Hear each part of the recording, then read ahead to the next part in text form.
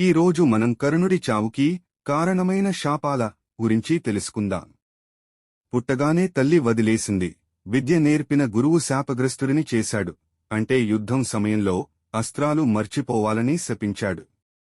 ఇంద్రుడు సైతం మారువేషంలో వచ్చి కవచ కుండలాలు తీసుకెళ్లాడు.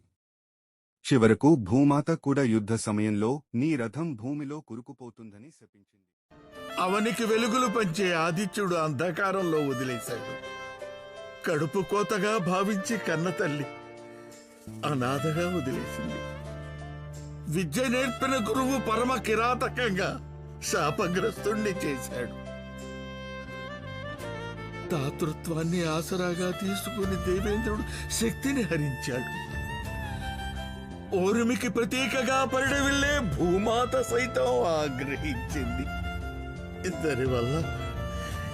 ఇందరి వల్ల శక్తిహీనుడనై నీకిచ్చిన వాగ్దానాన్ని నిలబెట్టుకోలేకపోయాను మిత్రమా.